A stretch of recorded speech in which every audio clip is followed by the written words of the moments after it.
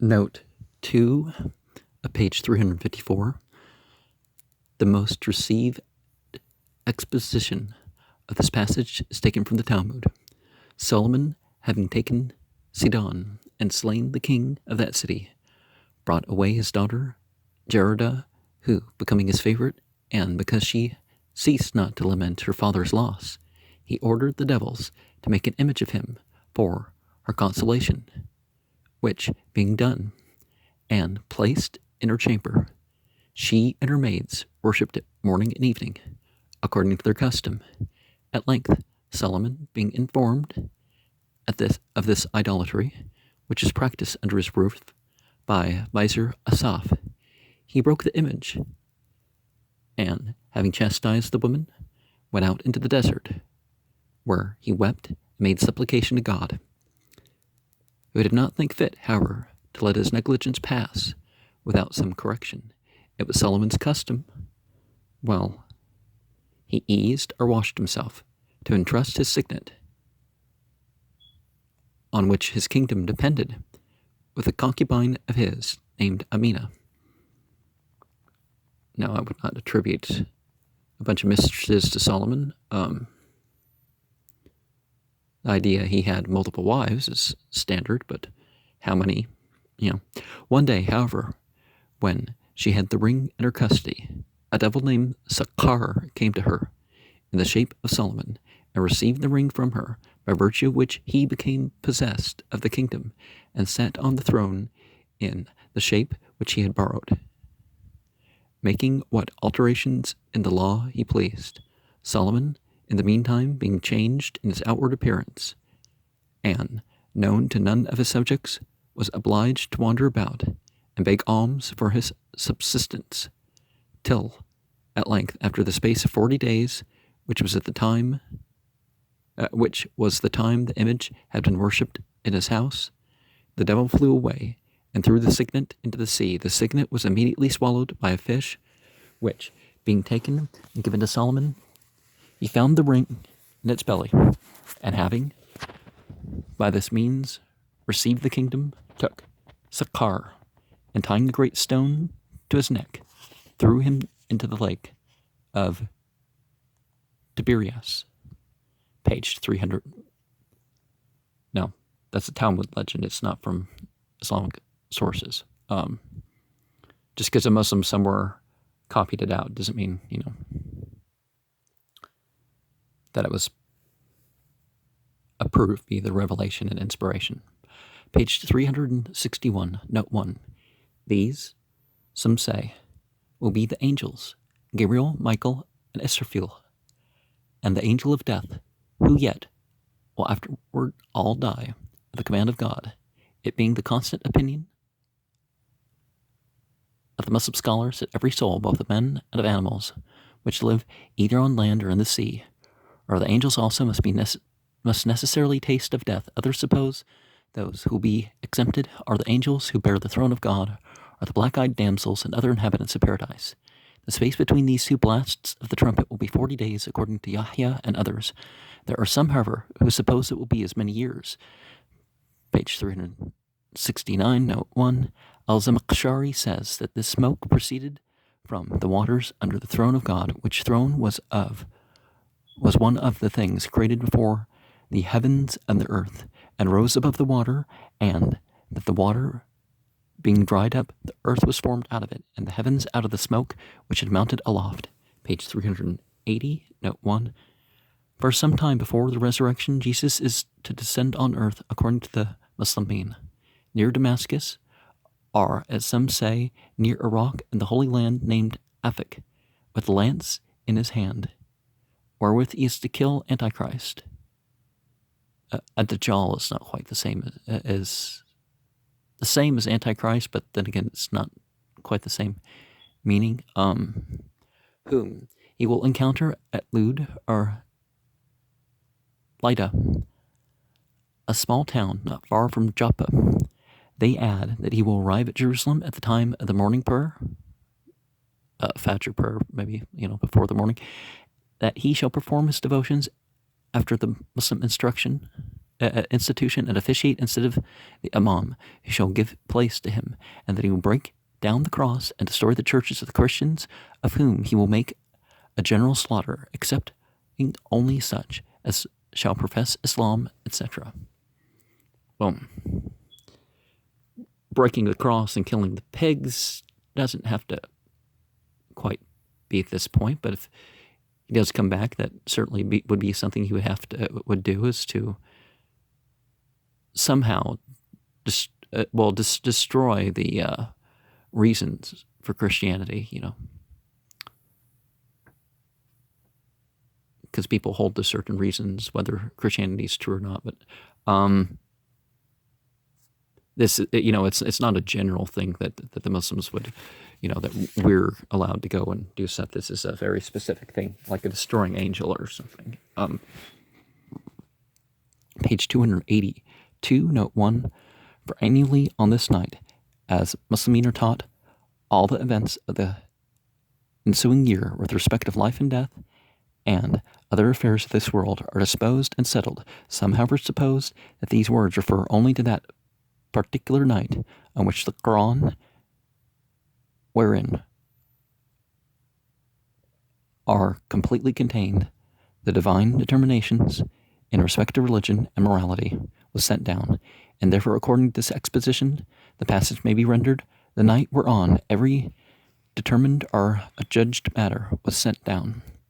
And see, that's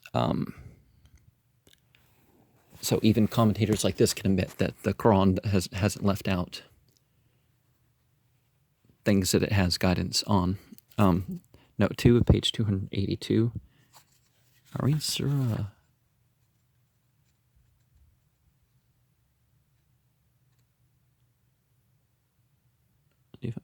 The commentators differ in their exposition of this passage. Some think it spoke of a smoke which seemed to fill the air. I guess we're in 44. Sorry, 44. During the famine, which was inflicted on the Meccans in Muhammad's time, it was so thick that they thought they could hear, yet they could not see one another. But according to one tradition of Ali, the smoke here meant is that which is to be one of the previous signs of the Day of Judgment, and will fill the whole space from east to west and last for 40 days.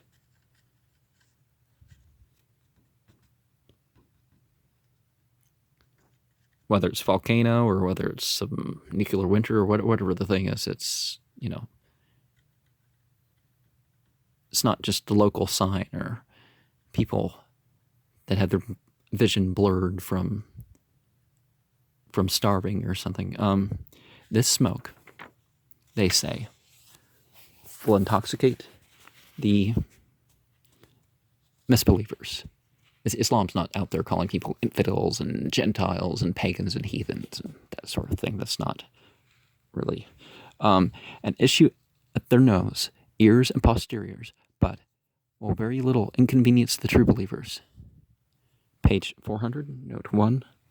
That is, from a place whence every creature may equally hear the call. This place is supposed will be the mountain of the temple of Jerusalem, which some fancy to be higher than heaven,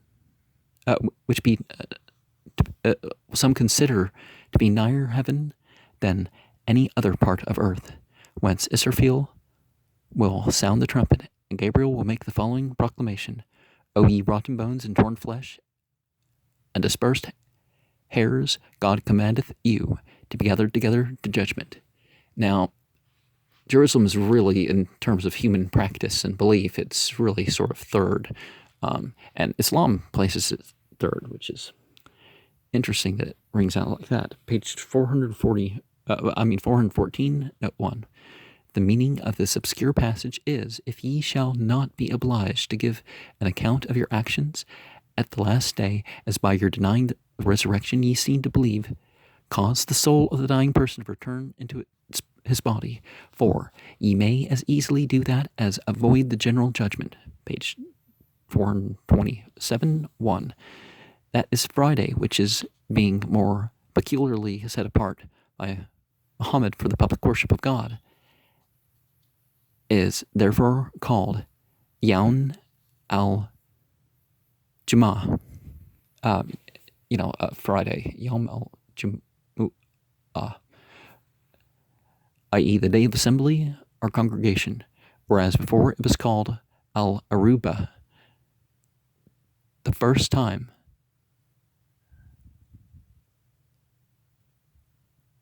Wait, that would be like the fourth, wouldn't that? It's like, no, it's just it's the sixth day of the week. The first time this day was particularly observed, as some say, was on the prophet's arrival at Medina, into which city he made his first entry on a Friday. But others tell us that Ka'b ibn Loa, one of Muhammad's ancestors, gave the day its present name because on that day people used to be assembled before him. One reason given for the observation of Friday, preferably to any other day of the week, is because on that day God finished the creation. And wasn't that under Muhammad changed the Arabic language per se? I mean, things were cemented because of the eloquence of the Quran, but it wasn't that he came with a new language. So it's obviously or a new material culture to put things in, just principles.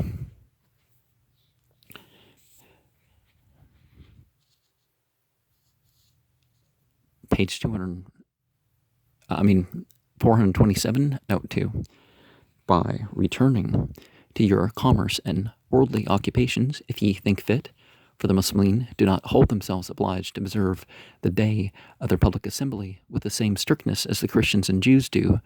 Their respective Sabbaths are particularly to abstain from work after they have performed their devotions. Some, however, from a tradition of their prophet, are of the opinion that works of charity and religious exercises which may draw down the blessing of God are recommended in this passage. Page 437, note 1. The original word, al-Hakat, is one of the names or epithets of the Day of Judgment, as the root from which it is derived signifies not only to be or to come to pass of necessity, but also to verify. Some rather think that day to be so called because it will verify and show the truth of what men doubt of in this life, viz. The resurrection of the dead, their being brought to account, and the consequent rewards and punishments. Page 438, note 1. This is supposed to be the space which would be required for their ascent from the lowest part of creation to the throne of God, if it were to be measured, or the time which it would take for a man to perform that journey. And this is not contradictory to what is said elsewhere, if it be interpreted of the ascent of the angels, that the length of the day whereon they ascend is 1,000 years, because that is meant only of their ascent from earth to the lower heaven, including also the time of their descent. But the commentators generally taking the day spoken of in both these passages to be the Day of Judgment have recourse to several expedients to reconcile them, some of which we have mentioned in another place, and as both passages seem to contradict what the Muslim doctors teach, that God will judge all creatures in the space of half a day, they suppose that these large numbers of years are designed to express the time of the previous attendances of those who are to be judged, or else to the space wherein God will judge the unbelieving nations, or which they say there will be 50, the trial of each nation taking up to 1,000 years, though that of the true believers will be over in a short space above mentioned. Well, see, we have different ways of saying like unto this, like unto that. So it's detracting from that aspect. This sort of ascent, this sort of Day of Judgment. So between those two, since we're talking about something different, then there was not that that doesn't seem to contradiction. But one of the things that does happen is that Shia, Sunni, Sufi you'll find stuff in the Quran that seems to be different. And so the problem isn't in Islam or some inherent contradiction or something with Islam. It's in the thought that people have responded to Islam with. Page 447, note 1. Some take these words to be spoken by Adam, whose body, according to the Muslim tradition, was at first a figure of clay and was left 40 years to dry before God breathed life into it. Others understand them to be of man in general and of the time he lives in the womb. Page 451, note 1. These are the angel of death and his assistants, who will take the souls of the wicked in a rough and cruel manner from the inmost part of their bodies, as a man drags up a thing from the bottom of the sea, but will take the souls of the good in a gentle and easy manner from their lips, as when a man draws a bucket of water at one pull. There are several other interpretations of this whole passage, some expounding all the 5 parts of the oath of the stars, others of the souls of men, others of the souls of warriors in particular, and others of the war horses, a detail of which I apprehend would rather tire than please. Now, that makes you wonder what he would have said if he expounded some of these things. Page 455, note 1. Is the name of the general register the actions of all the wicked, both men and genii. You know, genii are the type of thing that Satan is, but they weren't wicked by nature. They made choices, just like humans who've made choices for good or evil, are distinctly entered. Sijin signifies a prison, and this book, as some think, derives its name from thence, because it will occasion those whose deeds are there recorded to be imprisoned in hell. Sijin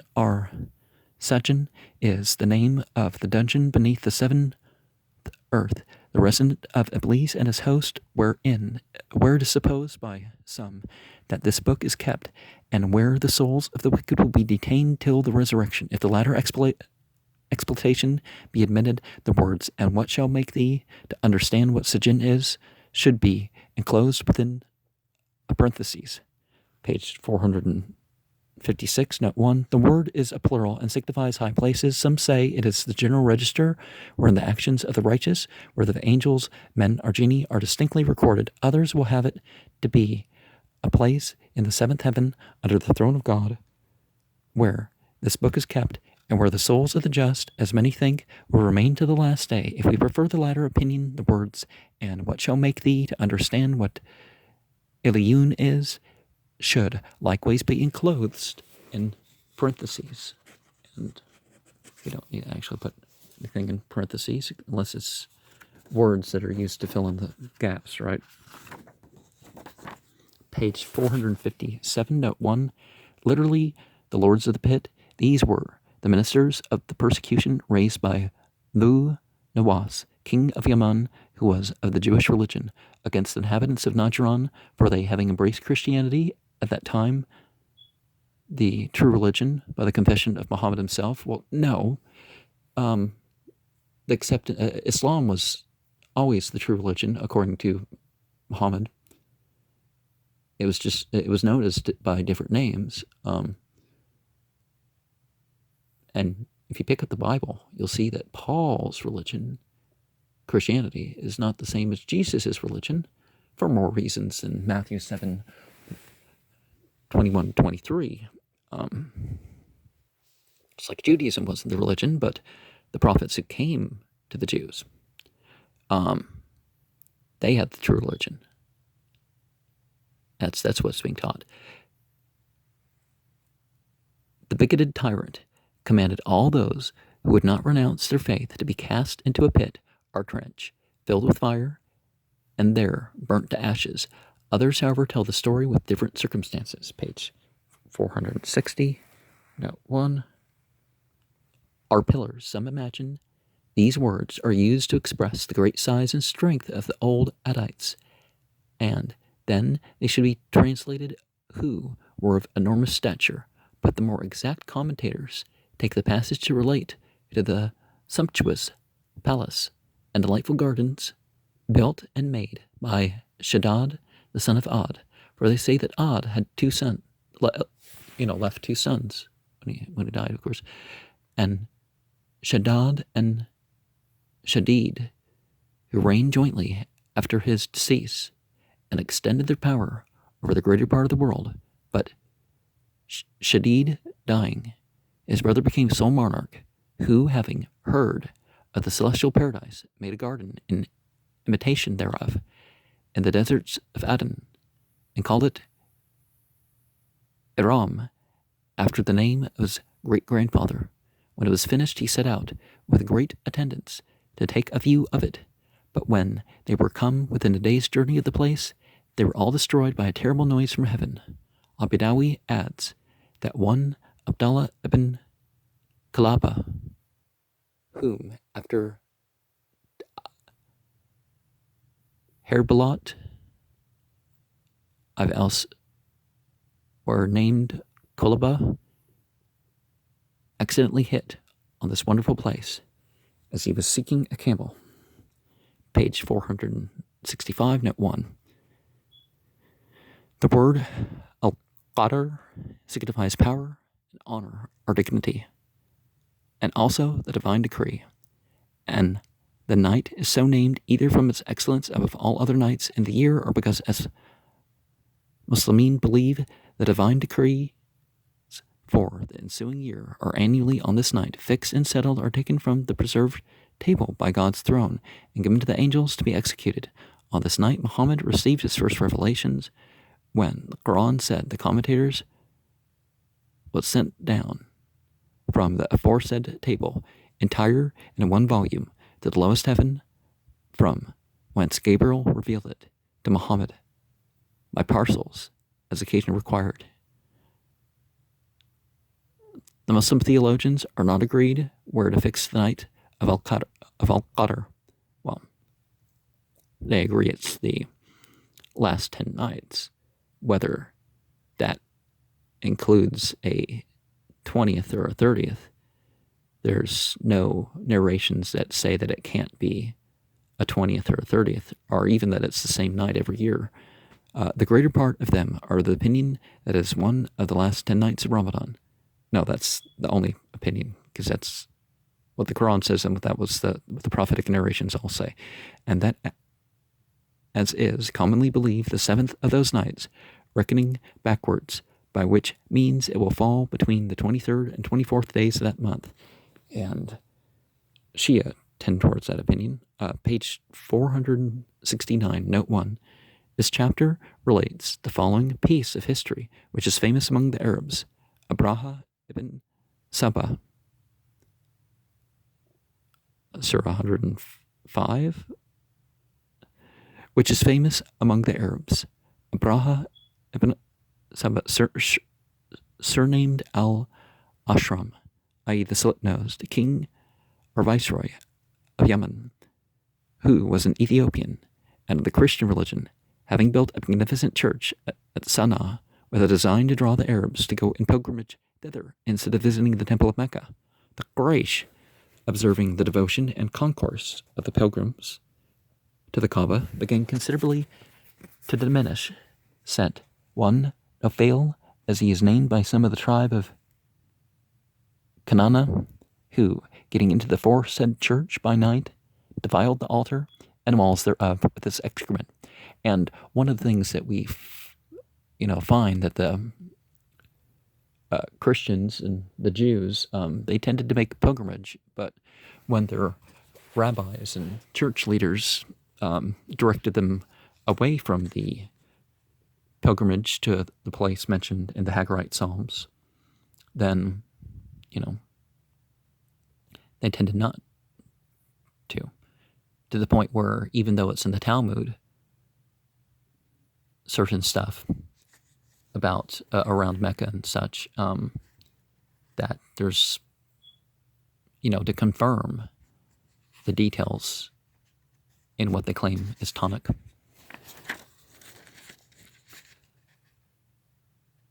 It's treated as an unknown or something even contrary. At this, profanation Abraha, being highly incensed, vowed the destruction of the Kaaba and accordingly set out against Mecca at the head of a considerable army, wherein were several elephants, which he had obtained of the king of Ethiopia, their numbers being, as some say, 13, though others mention but one. The Meccans, at the approach of so considerable a host, retired to the neighborhood mountains, being unable to defend their city or temple, but God himself undertook the protection of both. For when Abraha drew near to Mecca, and would have entered it, the elephant on which he rode, which was a very large one named Mahmud, refused to advance any nigher to the town, but knelt down whenever they endeavored to force him that way, though he would rise and march briskly enough if they turned him toward any other quarter.